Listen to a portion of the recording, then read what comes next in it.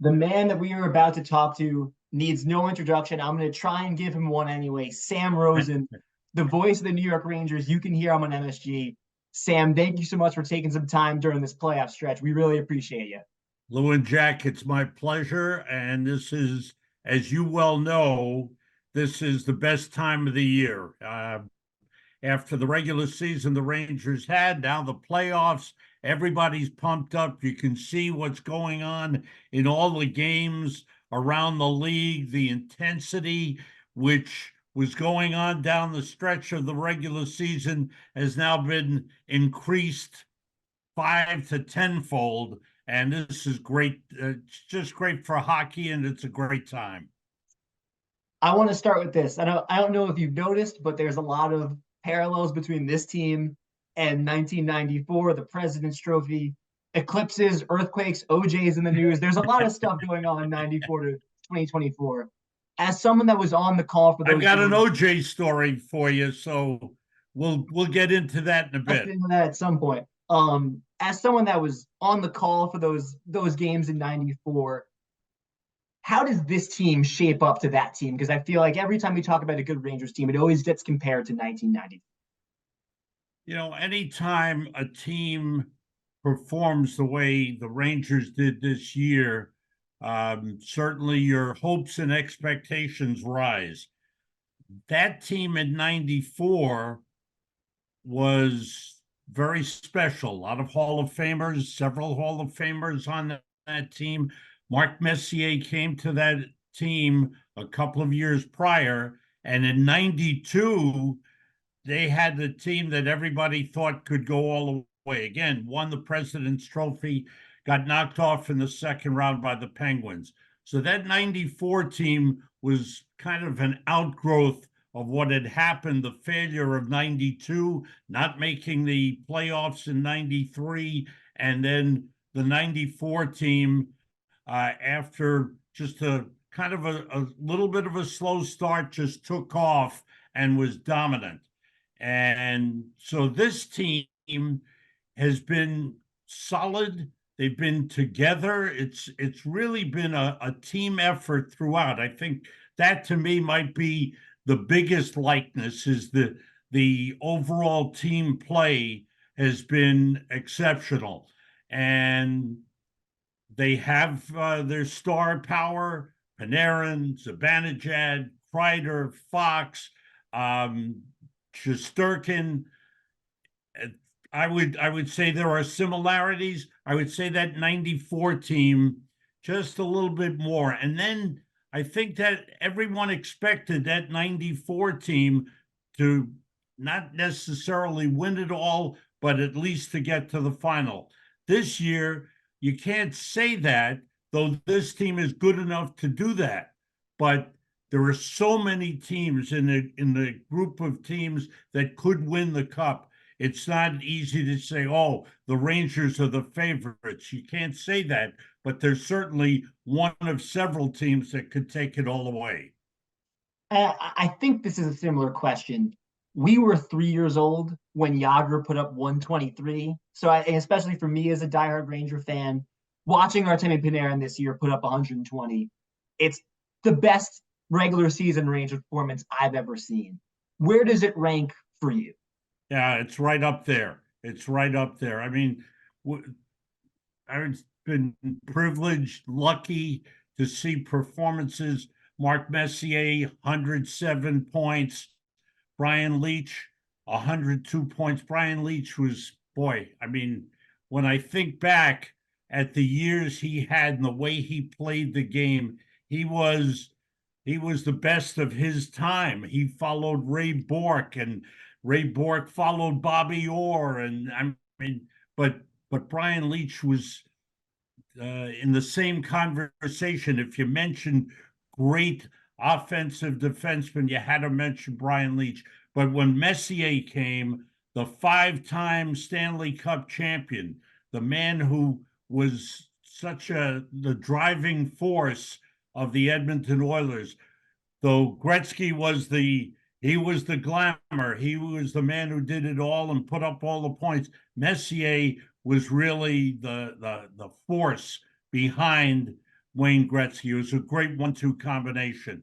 And I think this team, when you watch Artemi Panarin, and you're around him, you can't help but root for the guy. And it was a great performance. He elevated his game. He lifted his game. He came to the Rangers as an outstanding player, star caliber player, got his 90 points every season. This year, it became superstar. You could put him in the conversation with Austin Matthews and Connor McDavid and Nathan McKinnon, all the top players you want to throw in there. Panarin was right in the mix. Assists, goals, 49 goals. I got a text from Pierre LaRouche, who scored 48 as a New York Ranger after the season ended. He said, "Oh, too bad. I really enjoyed watching Panarin.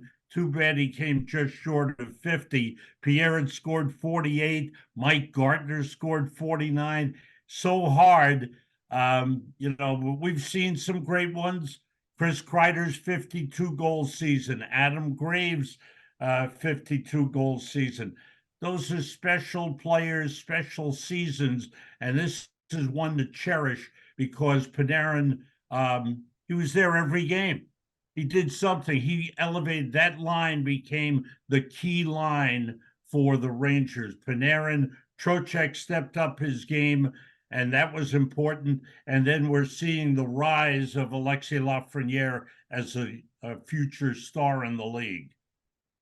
So before we move too far ahead, because I know these first couple of questions were sort of looking back, around 94 and more back into the past. Before we move too far on, Lou and I are very curious about this OJ Simpson story. Okay. 1994, Rangers win the Cup.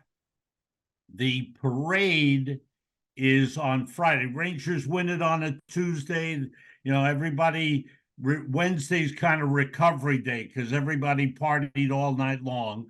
And then Thursday, picture taking at the Garden. Friday is the parade.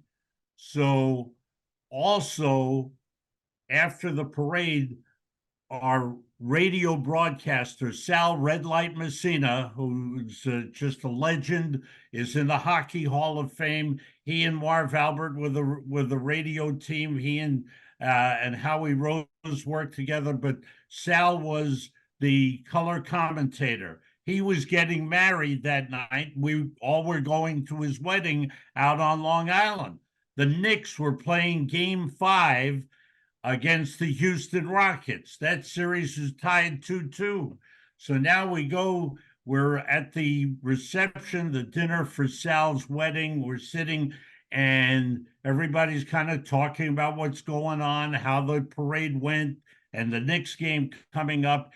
And we call over the waiter and say, "Listen, can you just give us the scores of the Knicks game? Keep us up to date." And he kept coming up 32-31, 52-48, 65-63. Then he comes in and says, "I can't give you the scores. They're chasing OJ down the freeway in LA." So everybody runs into the kitchen to look at the TV watching the Bronco being chased down the freeway in LA. It was unbelievable. That's unbelievable.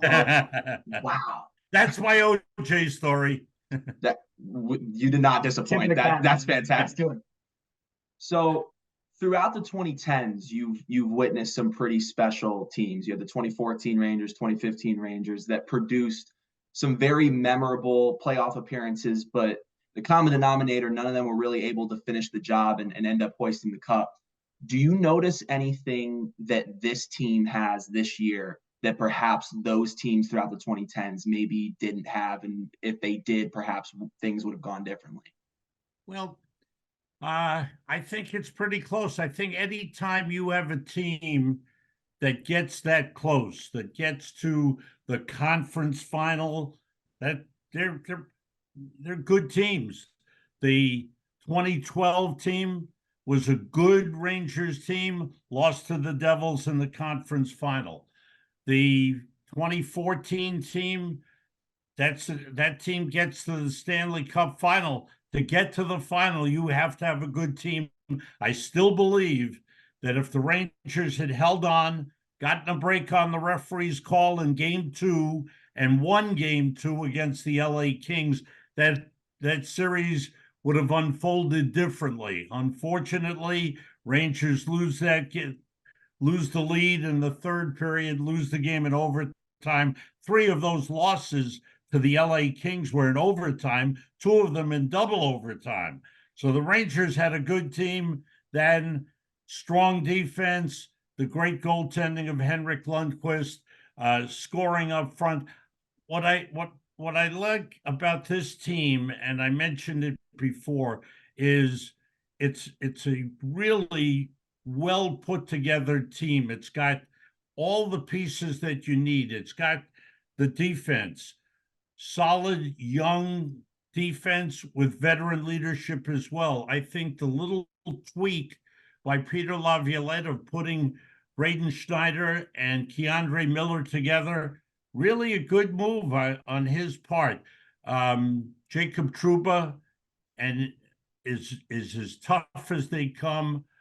Maybe the injury he suffered earlier, maybe that affected him. Maybe he's not the fastest skater, but he still contributes physically, plays his 20 minutes a game. I think they've handled Jacob very well. And of course, Fox and Lindgren, that's hand in glove. So the defensive part of it is there. The goaltending, we know they have the goaltending. They have arguably, if not the best, one of the top 3 goaltending tandems in the league. You love the Boston tandem of Swayman and Ullmark, but you have to love what Shesterkin and Jonathan Quick have done this season. So the goaltending is there.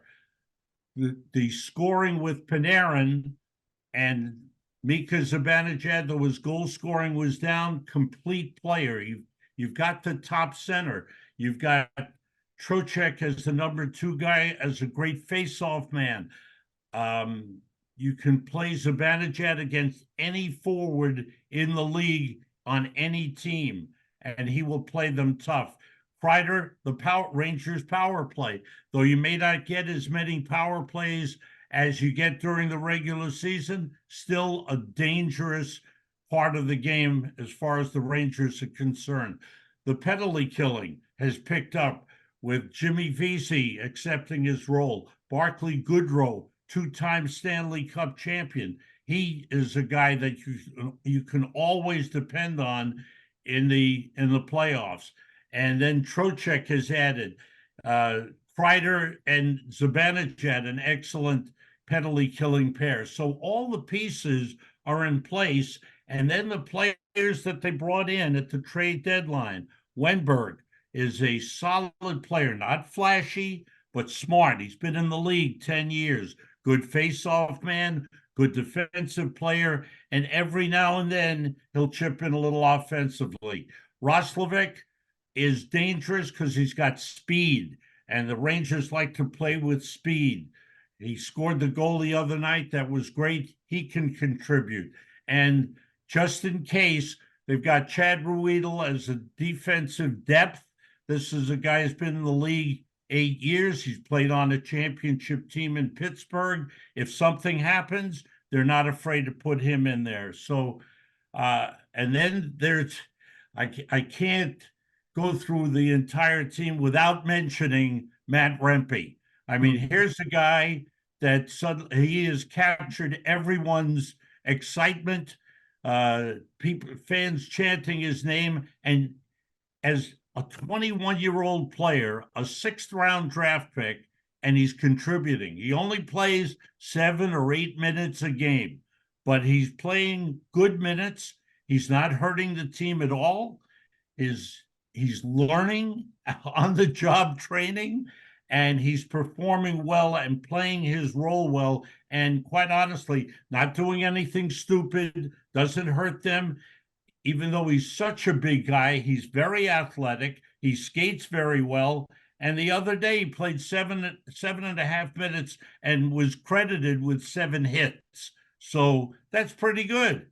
So I know it's a lengthy description of the team, but basically they have all the pieces that are necessary. Now you need a little luck as far as injuries go. 2 years ago, they get to the conference final. Ryan Strome was hurt. Ryan Lindgren was hurting. You had other players with nagging injuries during the course of the playoffs, and they wound up losing to the two-time Stanley Cup champion Lightning. But you got to be lucky with that. But this is a team that's got pieces, got some depth, and now one of the factors, and it was good to see him on the plane on the flight down to Washington, Philip Hedl was on the trip. Now, he hasn't played a game since November, so we can't just say, oh, put him right in there. But if the Rangers start to move along and the more he's practicing with the team, who knows? This is a talented player. We know that. And that could be another piece that gets inserted if they need it. You mentioned three things in that response that actually serve as a perfect bridge over to the next question I was just about to ask you. You mentioned the PK, the power play, and Roslovic's goal in game 2. Anyone who's listened to a Sam Rosen call understands how much of a staple your power play goal call is. It's undeniable. And despite Roslovic getting the power play goal in game 2, though, the real big story of this series so far has been the Rangers' penalty kill. Just how efficient they've been when being outnumbered on the ice. What has impressed you the most so far in this series, just about how they've played on special teams? I think special teams in the playoffs become important because you usually don't get that many power play opportunities. The other night in game 2, there were a lot of penalties called. There's been some physical play. It's been nasty. Washington did score 2 power play goals, but overall, I think it's the combination, the fact that the team has been aggressive. Excuse me while I turn the sound effects off. Washington has been aggressive. The Rangers on the penalty kill meet them at the line, try to deny them entry. The Caps still have the dangerous players in TJ Oshie around the net, John Carlson up at the point, and of course Alex Ovechkin, perhaps the greatest goal scorer, who will become the greatest goal scorer of all time.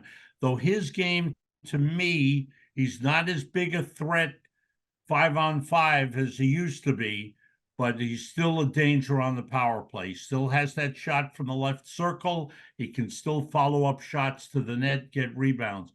As far as the Rangers' overall penalty kill, I mentioned before, they've got 3 pairs that they use on a regular basis. You'll see Trocheck out there taking face-off. You'll see Wenberg out there taking face-offs. Goodrow is good on face-offs. Goodrow is an excellent penalty killer. They have an offensive threat on the penalty kill in Zibanejad and Kreider.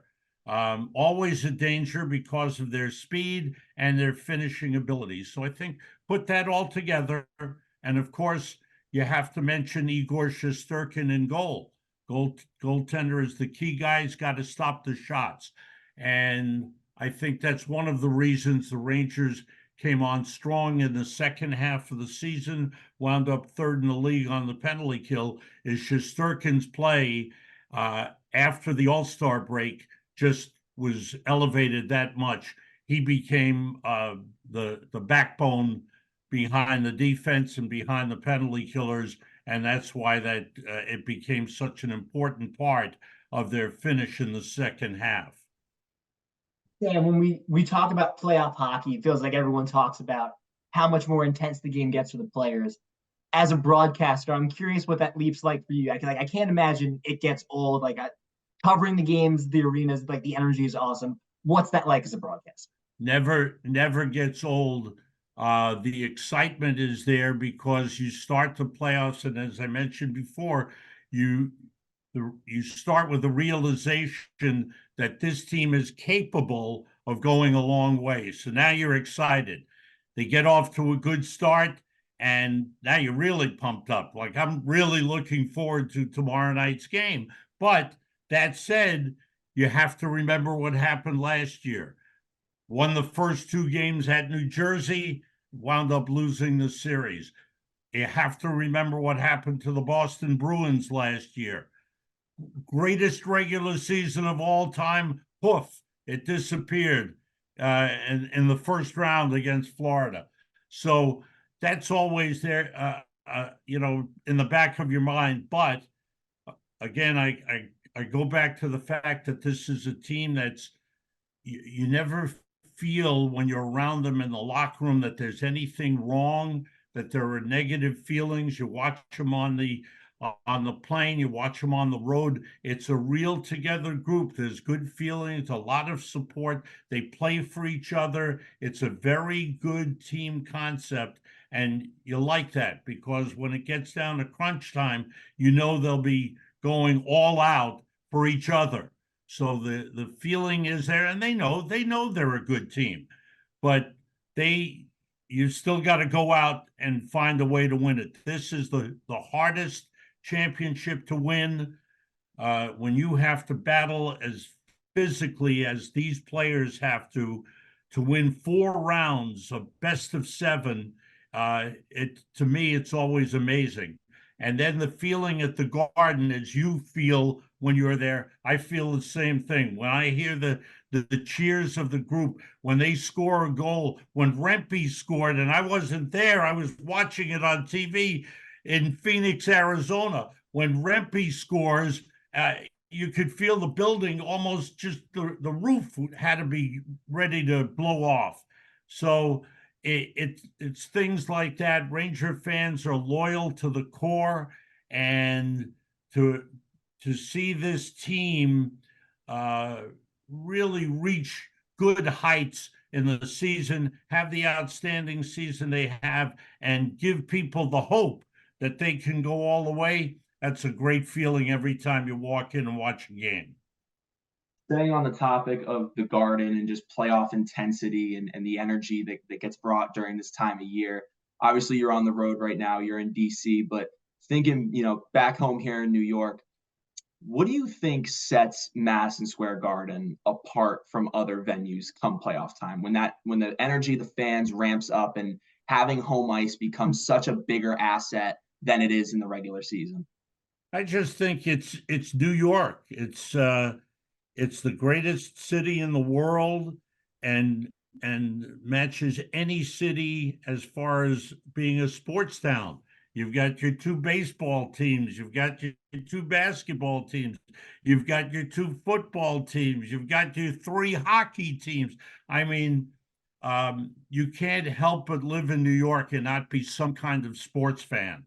And when you have a team that's been around as long as the Rangers have and been part of the city so long, and of course, Ranger fans have had to go through a lot of disappointments, but it's that hope that, I remember before we had the transformation of the Garden and walking into the old blue seats and walking to the booth, and at the start of a season, fans always believed that the Rangers had a chance to go all the way, no matter what the team was.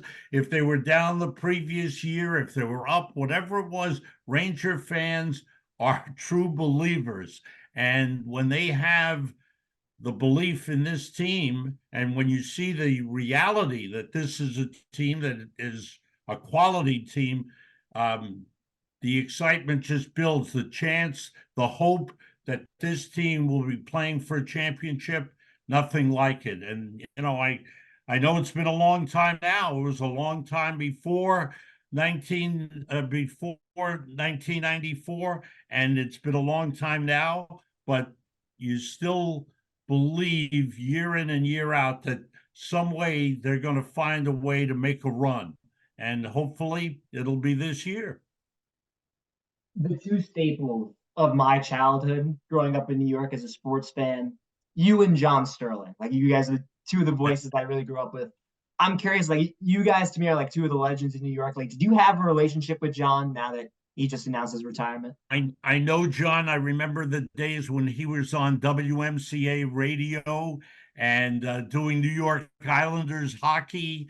And John went down to Atlanta for several years, came back to New York, and as you said, became a staple of New York Yankees baseball. And being a huge Yankee fan, our family is big on the Yankees. Um, you know, listening to John, you know that John and Susan have become a big part of Yankee baseball. So yeah, I mean I don't know John. I mean I know John personally. We know each other. We haven't run into each other because of the seasons. He's got baseball going. I'm off relaxing. And then when he's got the off season, I'm in the height of our season. But John's a good man. He's been anyone who can do what he's done for as long as he's done it and as well as he's done it. You have to say congratulations to a great career because New York fans are demanding, but they're also supportive. They want you to do a good job. They want you to present the team the way they'd like to see their team. They want information from you, but they want to feel that you love your team. And I think that goes with John, and I know it goes with me because I grew up in New York. I grew up going to Ranger games, and this is anytime you get a team that's good, and John had World Series to broadcast.